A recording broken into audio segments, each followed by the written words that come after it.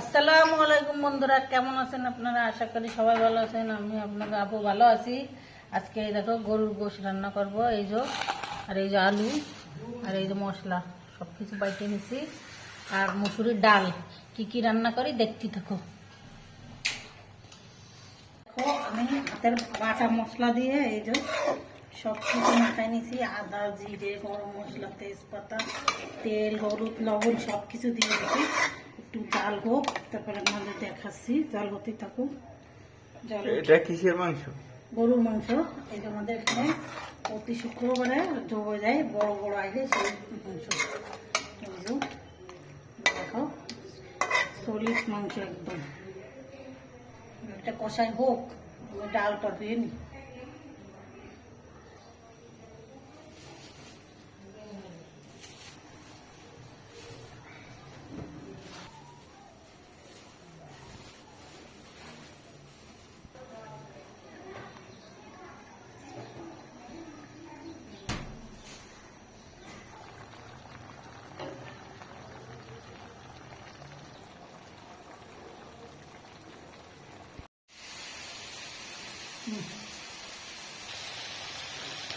দেখো আমি কষার পানি দিয়ে দিচ্ছি। মশলা গোষ্ঠটা কমে গেলে কষার পানি দিয়ে দিচ্ছি, গরম পানি।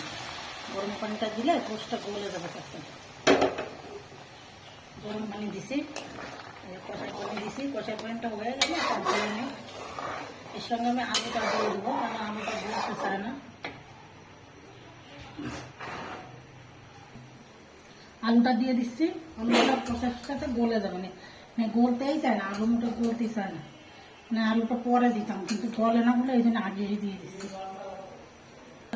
এবার ঢেকে রাখি, কষাই হয়ে যাক।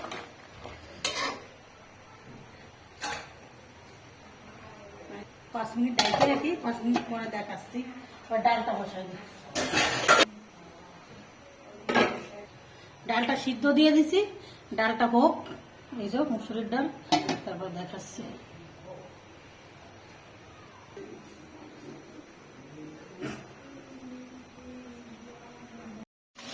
আমাকে বড়টা পানি দিবা?